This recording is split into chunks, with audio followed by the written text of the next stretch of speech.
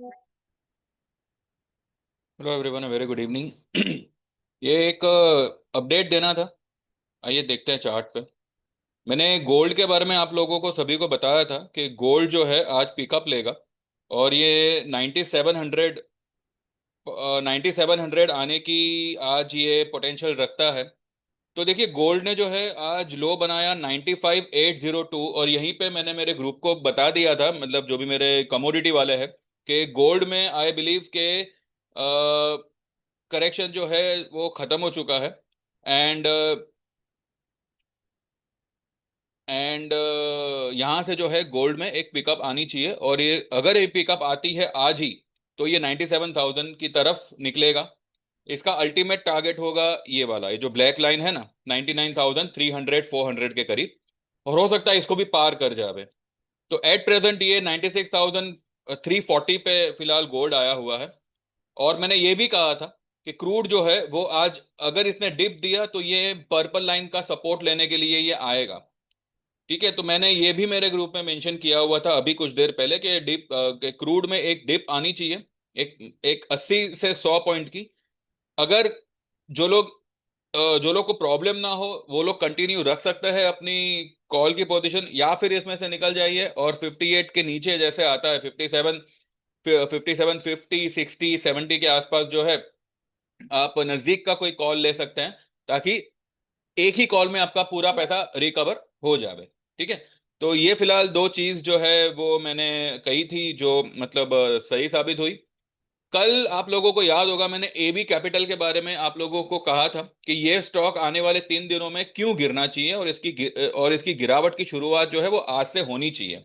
देखिए, ये मैंने आपको क्लियर कट समझाया था कि ये मैंने ये वाली हाई ली थी, ये वाली ग्रीन कैंडल की हाई ली थी, और ये वाली रेड कैंडल की लो ली थी। इसके बीच का जो सेंटर पॉइंट है वो कहीं ना कहीं आता था 277। ठीक है, और कल इसने 277.40 पर ही क्लोज किया। 28 पैसे ऊपर क्लोज किए थे।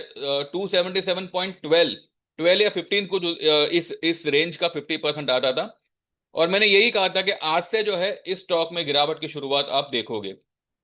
आज ये स्टॉक 4 रुपए गिर के बंद हुआ है, और आने वाले दिनों में ये और भी गहरे कट्स आपको दिखाएगा। तो देखते हैं कैसे क्या होता है।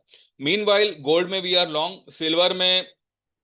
सिल्वर आएगा नीचे। सिल्वर में देखिए ये लेवल है 1,06,780। जैसे ये लेवल ब्रेक होता है, सिल्वर में एक भूचाल सेलिंग आनी चाहिए। यहां से सिल्वर ऊपर निकले इसके कोई आसार नहीं है, वो अगर ऊपर गया तो वो टिकने वाला नहीं है।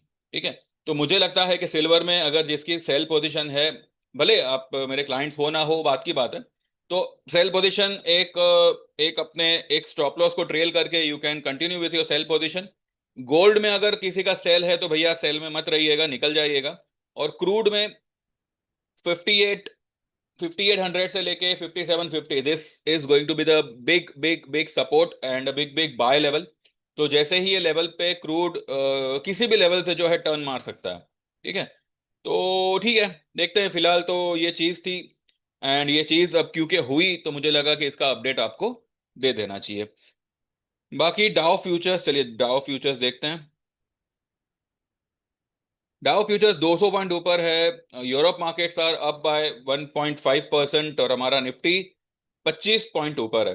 निफ्टी के दिन एक्चुअली में भर चुके हैं, और कोई भी राइज आती है ना, कोई भी मामूली सी राइज आएगी, 650 will be a big big ceiling. इसको पार कर पाना, इसके ऊपर लगातार क्लोज करते देना, क्लोज देना, it's not going to be a easy task for Nifty.